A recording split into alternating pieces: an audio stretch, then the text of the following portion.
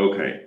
Yeah, so this is gonna be a part two from the last video. And I probably misspelled something. I'm walking around with 4 college degrees and still misspelling pedestal. But whatever, it's life. So I left off on the last video because I felt like this needed a whole different topic to talk about. I mean, not top. I felt this needed a whole its own section. So like I wanted to explain why for a man putting a woman on a pedestal is just as equally off-putting and awkward as a woman who is strong and independent. Okay. Now, as a man, if you put a woman on a pedestal, no sane woman likes that shit. Okay, no sane woman is gonna like that. She's no mentally healthy. The only time a woman is actually gonna fall for that shit is, let's say, like if her ex boyfriend or husband, like, dogged her out, and she finally got the willpower in her to try to do what she thought she should have always did and dated a man who respected her, right? And here you come putting the pussy on a pedestal, and she'll try to buy into it for a little while because she's not used to being treated this nice in a relationship. But ultimately it's going to fail because no woman wants that. Because the reality of it is, see, there's nothing for them while they're living in this culture of being put on a pedestal. There's nothing for them to actually do in the relationship. You see, and then on top of that, they must live up to this expectation of being put on a pedestal. You see, so for her, there's nothing for her to do. She's going to be inevitably bored and or exhausted from trying to live up to this being put on a pedestal. She's trying to live up to being a princess 24/7. Which sometimes she may want to burp, sometimes she may want to fart, but you keep treating her like she's a princess. Now she has to live up to being a princess. Now, on the flip side, the same thing the equivalent of this is a strong, independent woman. Because now for a man, there's nothing, just like from the previous example, being a man, getting with a strong, independent woman, there's nothing for a man to do.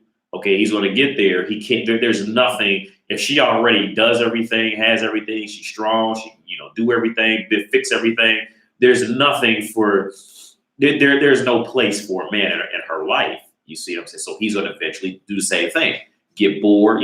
Like he'll sit up and laugh. Okay, he's going to get bored and get frustrated. Okay, because all he can really do is sit up and laugh until it's time to have sex, or he's going to be worried that, like, since he has no purpose, she's going to find something wrong with him and not want him anymore. You see, so it's just a dead end. See, this is why, no man wants a woman who's strong and independent, and no woman wants a man who puts women up on a pedestal. And see, the disconnect is both of the sides are equal in their own ways and why they don't find this attractive in the other one. They're all in the same ways. You see, because I went off on this about the previous video talking about Emma Watson, and it's sad because she's okay. And going back to like I said to the previous video about Emma Watson, you see, men can fall into that mentality of putting women on a pedestal. And then they can come across guys like me or like somebody in their life who's talking to them on serious levels, and they can go, ding!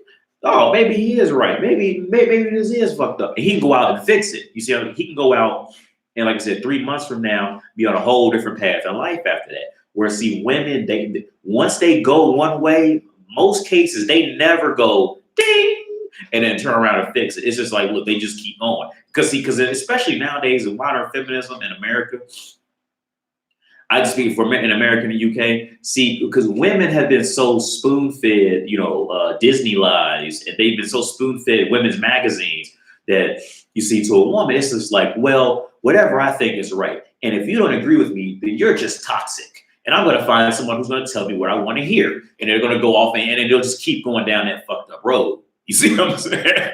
Whereas, see, like men, we were always taught to truly consider, other people's opinions, other people's thoughts. We were taught this. So I think that's another reason why it's so easy for us to always fix whatever we fucked up.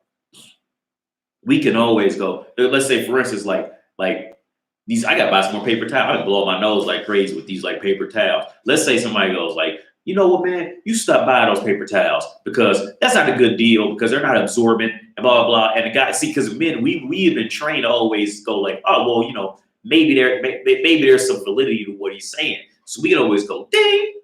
You know what? I'll go try some other paper towels because why not? It's only, you know, $2 to try it. Even if it's bad, I'll just go buy the ones I bought before.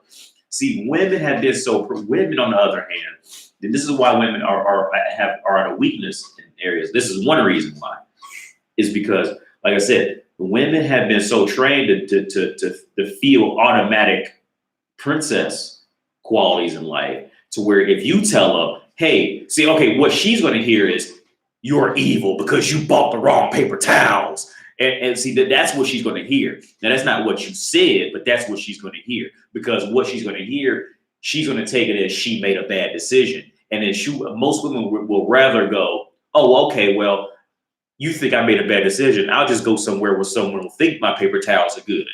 And they'll just keep going with the same paper towels. They won't even entertain the other paper. That made sense. I feel like I may have used too many words, but I don't know, man. But yeah. And the other obvious reason why women are at a disadvantage is simply because they age out their prime because their lives are front loaded. The first 25 to 30 years of their life is all the prime, you see, and then it's all front loaded. After that, it's just a constant decline down, and there's nothing they can do about it. Whereas men, like as a man, we don't get any value until we get proper wisdom and experience. And then that's when we become valuable.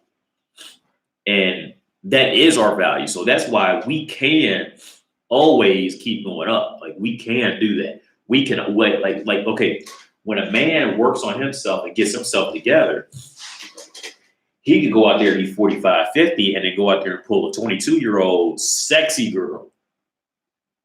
But see, on the flip side, if a woman decides to like get herself together, well, at 45, she's just gonna be 45 for one. So she's just gonna be older for two. Okay, women always want something a little bit better than them anyway. Like they don't like a woman don't want to marry no 22-year-old boy, but a 45-year-old man will marry a 22-year-old woman. You see that fits. But the other way, it just never, because one woman's nature is to always go for someone who's at least a little bit better than they are. And I say 2 out of 3 categories. But yeah, man. The being putting a woman on a pedestal is about the equivalence of a strong, independent woman. Both of them are, and I think even a deeper core is in doing that, they're actually kind of taking on the other one's traits, because putting a woman on a pedestal is like, what you're doing is you're putting her in the lead, which means she's leading, which means you're putting her in a man's position. That's why it's a turn off to women. And on the flip side, when a woman becomes strong and independent, well, these are man qualities and she's turning into a man. So she's not sexually attractive anymore. So that makes a little more sense than explaining it. As I was going on about Emma Watson. If Emma Watson had been like ugly or something like that, it wouldn't hurt so bad. But since Emma Watson is beautiful, I mean, I would say she's beautiful, but I think she's a really good looking girl. Since Emma Watson is a really good looking girl, it hurts her. It hurts me a whole lot more to watch her. Pretty much to watch all her natural genetic beauty just go to waste, because that's what's happening with Emma Watson. It's going to essentially go to waste, to rot in a room with her and just all this Gucci and Louis Vuitton shit, and whatever fancy book she's reading, and it's going to end with ending up on 3 and 4 medications. She's going to end up with a pharmacy in her bathroom to keep herself from killing herself. And it's just like Emma Watson. Like I feel so bad for Emma Watson. Like, because I think she's beautiful. Because I have a Pinterest account, and I even there's a picture of Emma Watson wearing this dress with these heels. Man, she was perfect. Like, how did you fuck like Emma? How did you fuck it up so bad? like from the previous video I made, man. Like, I'm telling you, when a woman, like, there's a threshold that women cross, man. It's like when they get too much, when they figure they know what they want, that is when they are just destroyed. It's just destroyed. You say a strong, independent woman is an oxymoron, point blank.